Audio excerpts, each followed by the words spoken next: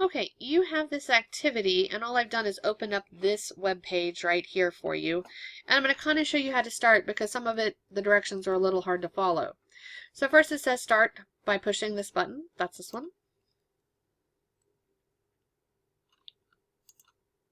You shouldn't get that. That was just because I had done it once before. Okay, and that's going to always tell you the last time this information was updated. And the first thing it tells us to do is to use the navigation bar to find our area of interest tab. So the area of interest, we're going to go and find, this is Stony Point High School right here. So I'm going to click here. And notice that I'm on zoom in. So it zooms in on wherever I click. Austin's about there.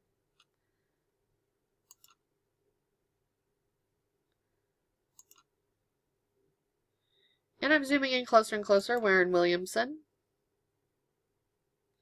And this is, if I zoom, make it a little bit bigger, you can see this is 79.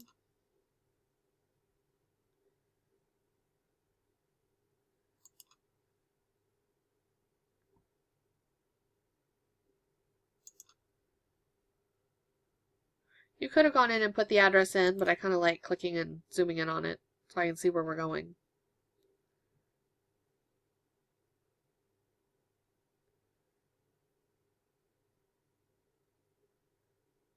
Until my internet fails. I'm going to go back. I'm going to zoom back out for a second. Not sure what happened there.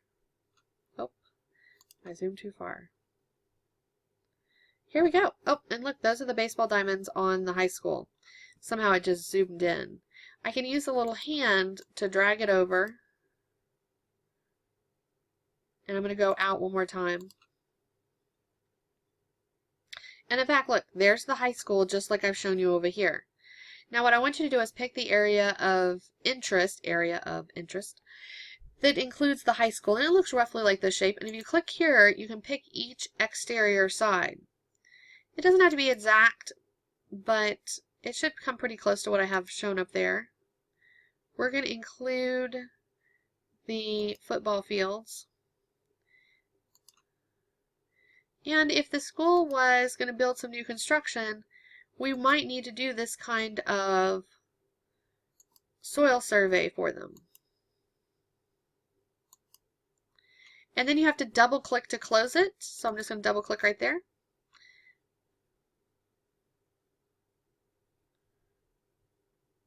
And now I've picked my area of interest. That's what this top part says to do. Now it says use a Soil Data Explorer. That's right here.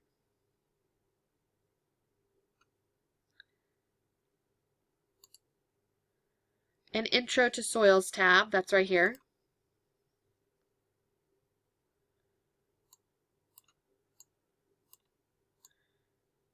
To answer the following questions. For instance, what is soils? What are the 4 characteristics of mineral particles in soils? So if you just click, I can click here, what is soils? And I can choose several of these along my lines. If you look, these line up exactly with items you find over here. And sometimes 2 questions may be on the same click. So just go through here, click on the ones it's asking for. How does soil form? And so on. Get the rest of them. Once you've selected all of them, it says View Selected Topics, or you can go back and get more later. And it just gives you the information right here. Read through this information and write the answers up to the questions over here. Pause the video, and when you're ready to move on, turn the video back on. Okay, you should have finished those questions. Now we're going to view the soil map. So it says View Soil Map. That's right here, Soil Map.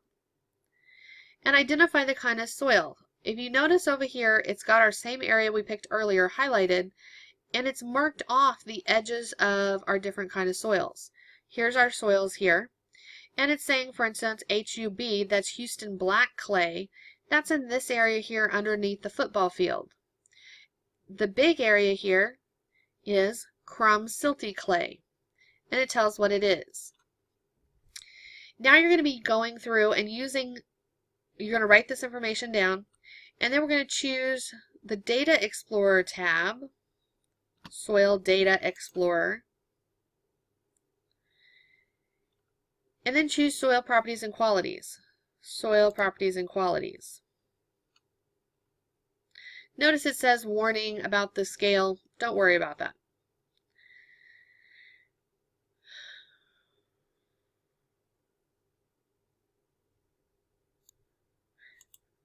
When I click Open All here, Open All, I get a much bigger list of various items. If you look at the items you're going to be looking up here, like liquid limit, if I come down, there's liquid limit. Percent clay. Percent clay is right there. So each of these items is on here. When I click on one of them, like liquid limit, it gives me this little window. Notice it tells us here, do not change any of the default values, but be sure to include information on all layers. So you're not going to change anything up here except this all layers, and you have to click it each time. Once you've done that, click View Rating. It'll give you the information you need. It's also given us additional information up here. If I scroll my window out just a little bit, I've got some additional information. You're going to need to record the correct information in the table that I gave you under the correct type of soil for each one of these 6 items. Pause it and finish filling in the table for all of those. Once you've finished section 7 and finished and filled in the whole table, you will also need to use the formulas we talked about earlier in order to calculate the liquid limit from, to calculate the plastic limit from the liquid limit and the plasticity index. So calculate those and plug it into your table. Pause the video again if you need to. Finally, we're going to choose sustainability and limitations for the tab. That's this one. And once again, it gives a whole lot of information here on different things that this site will find for us. We're going to just use 2 examples so you get the idea of how this works. The first one is surface water management. Since we just talked about stormwater, this one seems like a likely one to do. Both of these are going to be the same way, so I'll just kind of show you how to get started on this one. Surface water management system listed under water management. So water management, surface water management system, that's this one. Again, hit View Rating, and it'll give us the information up here on our different parts.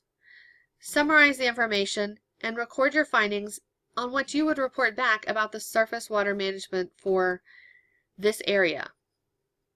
Do the same thing for the second one about small commercial building construction, and record your findings here. That's it.